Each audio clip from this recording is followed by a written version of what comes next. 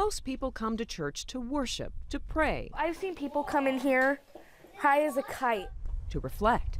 Somebody needs to care about these kids. The congregation at this church And then seen them 2 years down the road sober comes here to survive. because of what they experienced walking through this store. It's all an experience. Life is an experience. Welcomed not by a minister, Can I trust you? Yeah. Okay. but by a mom. I am mom to a lot of them, yeah. This place, once a call to faith, is now the answer for youth. Welcome to Taffy. There's a piece here. It is here where at-risk, often drug-addicted teens with nothing come for something they don't get on the streets of Port Angeles. For 4 hours a day, when we're open, they're safe.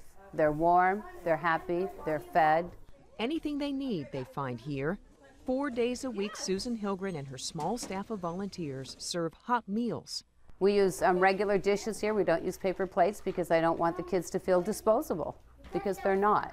The center also stocks cold food, clothing in every size, diapers. Downstairs we have formula that we'll give away, and then baby food also. The list goes on. All free, all free. They can even borrow money. No questions asked, No questions asked. no strings attached. And most people don't trust them. Yeah, and we do. You're never in trouble here. You're not going to be in trouble. Trouble found Lizzie Royce early. I've known Susan since I was 8. She used to run around with my mom when I was a runaway looking for me. That's why we love each other.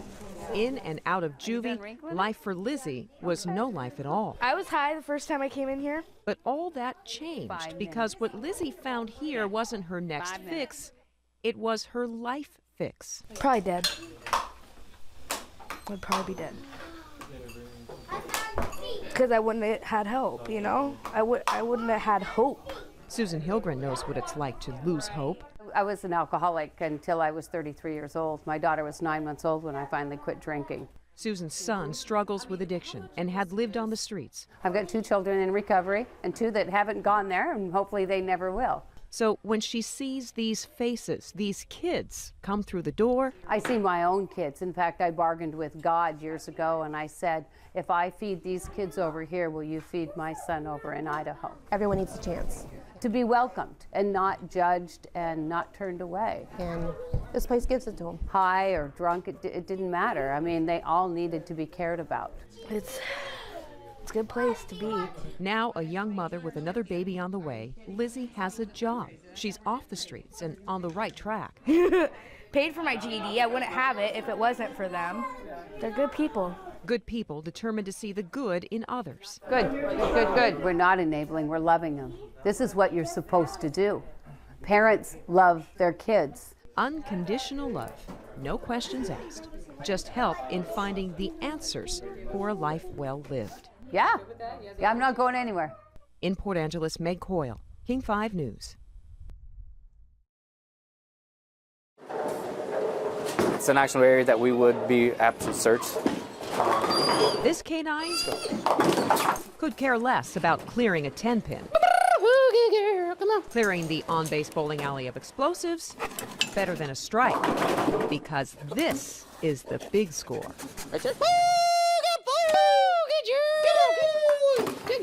These dogs are getting ready for certification next week. Hi, buddy. Come here, buddy. We talk in a higher pitched voice to help the dog What's this? feel motivated. Cowboy. We have a saying, it runs down leash.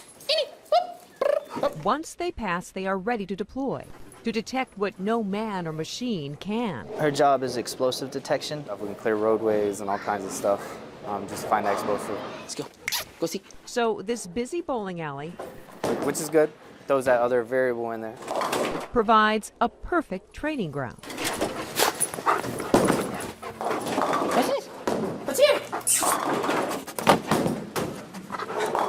All the noise and everybody's just normal day business, but the dog's still working to find the explosive, so that's good. But these specially trained teams Marco, right here. can also be victims of their own success. Good. Not taking part in today's drills is Nushka here. In her 2 deployments to Afghanistan, she has seen a lot of action. Too much action. Leave it out. She was like depressed almost like a down and out kind of mentality. Nushka suffers from canine PTSD. something the Army says affects roughly 10% of these dogs. She's seen her fair share of things. Today, all the noise and activity here Trying to see what's going on. was starting to get to her. It's okay. It's okay. The number of dogs working in war zones has nearly doubled in 10 years. They are in such high demand. JBLM just activated a detachment specifically for these dogs and their handlers. While they're here, they'll be together. They'll deploy together. They'll train together.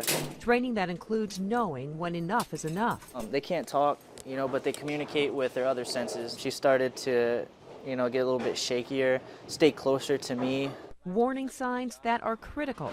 After all, lives depend on what these dogs can do. She's saved my life, saved the lives behind us, mission successful. Nushka is now on a path to retirement. She's put a lot of time on her paws in the mission. Good. Sergeant Barquette scratching her itch for a life of leisure. She loves attention. Watching over the next working dog. Good. To follow in her footsteps. Nobody's been hurt by an IED who's rode or walked behind her searching. Near Lakewood, Meg Coyle. King 5 News. Words can't explain how much this dog means to me.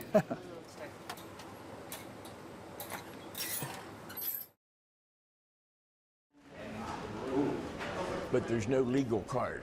Gilbert Trudeau is no stranger to the legal system. Okay. How you doing, Mr. Trudeau? No stranger to the lawyers he meets in the halls of municipal court. Okay. Or to the judge he's about to face On Thursday, again. in the last year, things have been going bad. Mickey, shit. And I've been having trouble, and I've been drinking a little more. Come here, boy. Yeah, it's your luck. In fact, this Vietnam veteran and his service dog, Mickey, I took him down to VA hospital. are here every week. Gilbert Trudeau, 580-995. His case number, Good afternoon, Mr. Trudeau. How are you? or like his middle name. I'm doing as well as I can. To understand how he got here is to understand where he's been, I have where he still goes.